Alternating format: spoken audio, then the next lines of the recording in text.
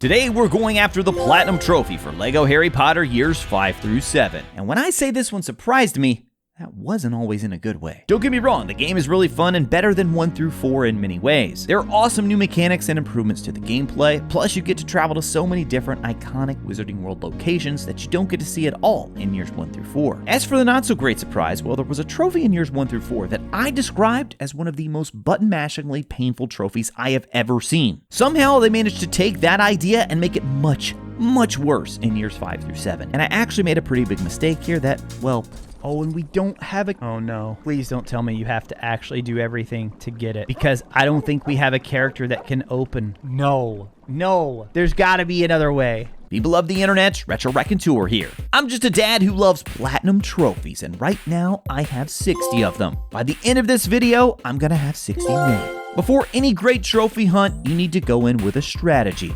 Some would say a platinum strategy. Yeah, it just doesn't sound nearly as good without platinum strategy. There are 49 total trophies for the PS4 version of the game, which means we'll need to collect 48 trophies to unlock the platinum. Estimated time to completion, around 30 hours. Step 1, story. You already know how this one goes. Wait, hold on. What's this? There's a highly missable story trophy. Missable trophy alert. The missable trophy is called Hogwarts Has Changed. For those who know the story of Harry Potter, Book 7 is quite a bit different considering much of it takes place outside Hogwarts School, the primary setting for the first 6 books. So in addition to getting the regular story-related trophies, we also have to make sure we secure this one. We kick things off with Harry Potter and the Order of the Phoenix, which opens with a horde of Dementors attacking Harry and his cousin Dudley. Oddly enough, you don't have access to some of the spells that you ended year 4 with. I get this was a conscious decision, probably due to gameplay progression concerns, but it definitely felt off playing this one so close to completing the previous game. Fortunately, we do still know Expecto Patronum, so they escape the Dementors, but now Harry is in trouble for using magic outside of school. Dumbledore sends a few members from the Order of the Phoenix, and we get an epic flying sequence as they escort Harry to number 12 Grimmauld Place. Honestly, this opening surprised me, and this surprise was a very good surprise. This level alone seemed far more ambitious than anything I had seen in years 1 through 4. It wasn't just the cool flying sequence though. You also get to play as a few members of the Order during that mission, such as future Minister for Magic Kingsley Shacklebolt, as well as the real Mad-Eye Moody.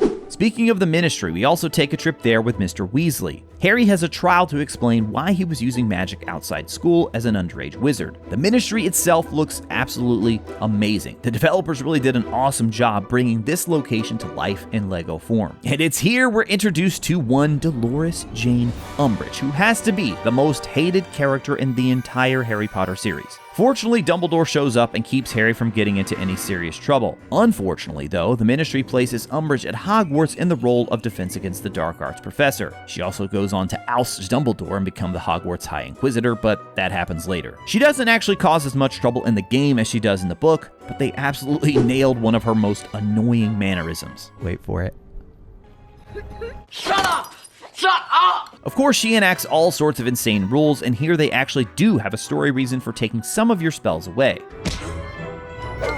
So Harry and his fellow classmates decide to form Dumbledore's army and go train on their own. It's here we're introduced to the new dueling mechanic, which wasn't present in the first game. You need to match the correct color spell with your opponent, get the wands to connect, and then mash away on a button to land a hit. I think it's a pretty fun addition, but if I'm being honest, it was probably a little overdone. It just happens very frequently. You'll see what I'm talking about here as we go on. Snape also starts teaching Harry to prevent Voldemort from invading his mind. At least he attempts to do that. It doesn't go very well for either of them, but it does result in Harry learning a new spell called Focus, which I'm pretty sure they invented just for this game. The spell lets Harry see what someone is thinking anytime they have this cloud bubble above their head. Casting Focus on it reveals an item. Then, if you bring that item to the character, it will unlock something within the level. Because of Harry's connection to Voldemort, he starts having visions that reveal what the Dark Lord is up to. In one horrific vision, he witnesses Mr. Weasley getting attacked by Voldemort's snake, Nagini. Eventually, Umbridge does find out about Dumbledore's army, but Hermione comes up with a plan to lead her into the Forbidden Forest where Hagrid's giant brother Grawp and a few centaurs take care of the rest. Then Harry and crew rush to the Ministry of Magic where Harry thinks his godfather Sirius is being tortured by Voldemort. All of this is because of another vision that he received, only this time that vision is fake. Turns out it was a ploy by Voldemort to find out what's inside a prophecy at the Department of Mysteries. The kids are attacked by Death Eaters, but the Order of the Phoenix arrives to help.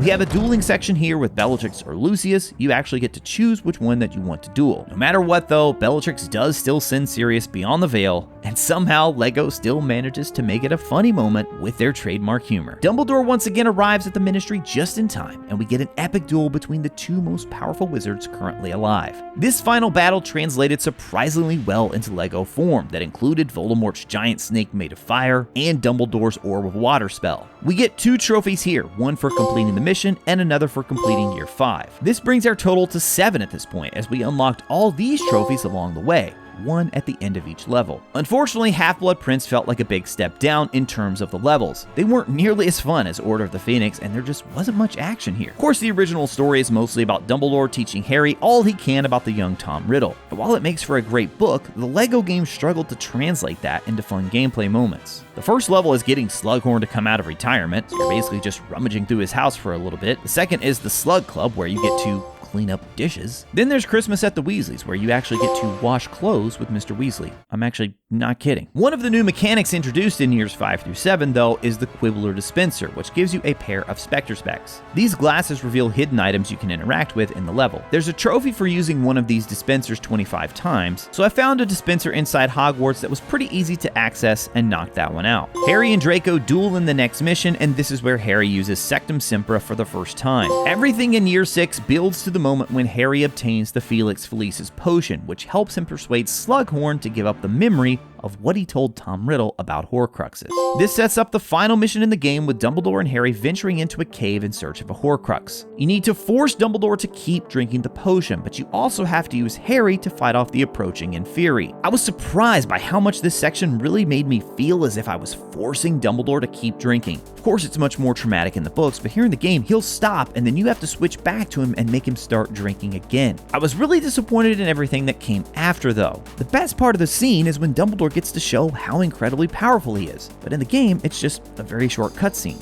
It was strange we didn't get to play as Dumbledore at all during his fiery moment of glory, especially when you consider they did such a great job with the duel against Voldemort to close out Order of the Phoenix. Even so, another trophy added to the list for completing the level, and another for completing Year 6. This is something I was so curious to see how the LEGO games would handle this, because Book 7, there's so much happening, so many different locations, and honestly, I think they did a pretty good job. We're introduced to a new mechanic here thanks to Dumbledore gifting the Deluminator to Ron. Using it for the first time gives us the Lighten Up trophy. Like in Year 5, Deathly Hallows starts off with an epic departure from the Dursleys, with 6 of Harry's friends becoming a clone of him so they can attempt to throw off Voldemort. The real Harry is paired up with Hagrid, and he leaves Number 4 Privet Drive the same way he arrived all those years before. Harry and Hagrid escape from Voldemort, and closing out this mission gives us trophy number 17. At the end of this level, you also learn how to apparate, which gives us another story-related trophy. Next, the Death Eaters crash Bill and Fleur's wedding, which sends the trio out on their own for the Horcrux hunt. The first stop is the Ministry of Magic, where they use Polyjuice Potion to sneak inside Umbridge's office to retrieve Slytherin's locket. Harry, Ron, and Hermione are now on the run and have set up camp so they can keep searching for the other Horcruxes. Okay, remember that missable trophy? Now is the best time to get it. All we have to do is go back inside the tent and interact with the Marauders map.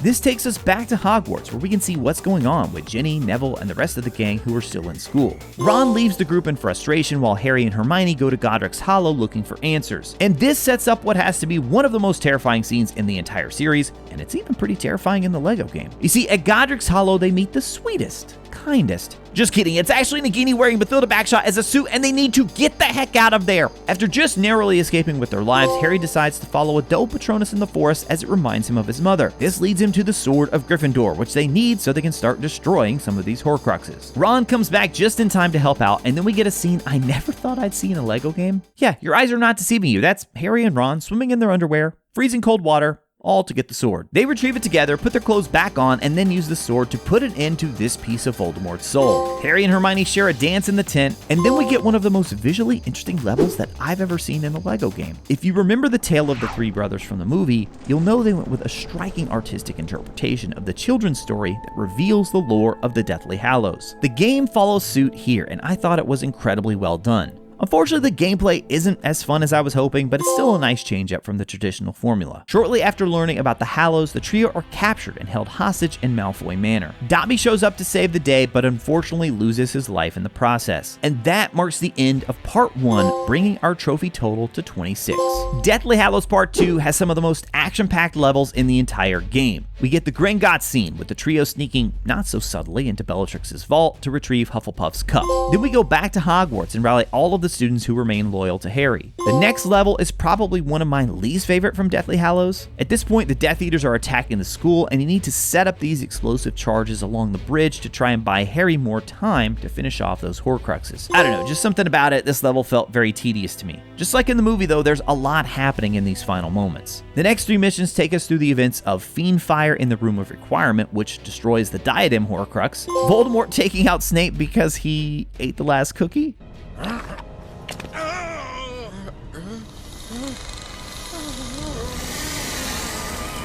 and then the final level with multiple epic battles across Hogwarts. They really went all out for this final level, as you'll control several different characters and get to play out many of the iconic scenes, including Neville taking out Nagini, and Harry's final showdown with Voldemort. There's a super quick epilogue at the end, and we've now completed all story missions for years 5 through 7. With the story finished, it's time for Step 2, Free Roam. Rather than immediately jumping into the story missions again, I decided to take some time to explore Hogwarts, collecting gold bricks, red bricks, and unlocking characters. We need to make sure we have a strength character, dark magic character, and key character for the replay anyway, so it made more sense to me to do that now. This was a good change of pace, especially just after wrapping up the story. Here, we unlocked the Halfway There trophy for hitting 50% overall completion. As I was searching through Diagon Alley, I stumbled into Borgin and Burke's and actually found the bonus level.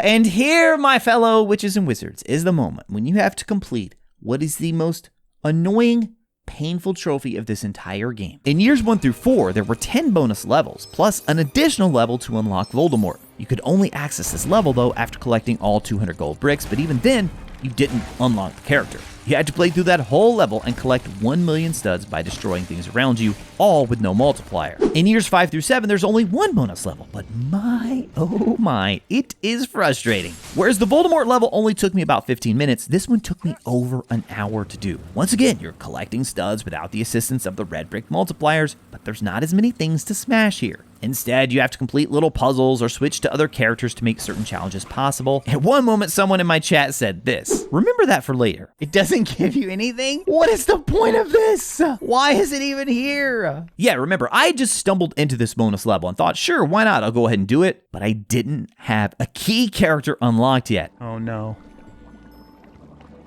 Please don't tell me you have to actually do everything to get it. So if there were only 1 million total studs in this level to collect, then I was absolutely in trouble. There was no way that I could get past that lock. At this point, I started frantically going all over the level, just destroying everything I could. And that's when I remembered. Are we seriously stuck again?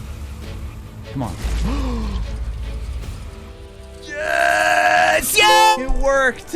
Patrick's like, just get in a van and ram stuff. With the worst trophy out of the way, it's time for Step 3, Replay Levels. We need to complete all 24 levels with the rank of True Wizard. Within each of these 24 levels, we also need to rescue 1 student in peril, snag 4 house crests, and find 3 character tokens. I'll be honest, I was not fully prepared for how long this was going to take. What I thought would maybe be a few hours turned into a grueling but epic 8-hour adventure to see it through to the very end. Fortunately, we unlocked the trophies for collecting 1 billion studs and defeating 30 red caps. My focus was to try and complete each level just once without having to go back a second time. I did much better than in years 1 through 4, but there were still a few times I would occasionally miss and have to play it over again. It also didn't help that many of the levels here are just longer than the ones in the first game. Finally though, many hours into the stream, we completed all levels, but I still had a problem. I was missing quite a few characters. The character detector perk from finding that red brick should show us whenever we were near one. So I decided to go back through Hogwarts a few times just to see if I could find any. No luck. And that's when someone in my chat said, you can get back to the tent area by apparating from London across from the Leaky Cauldron. So we knocked those out and somehow we have 201 gold bricks. but still, we were missing 2 characters. So I went back to Madame Malkin's and bought every single character that I currently had access to.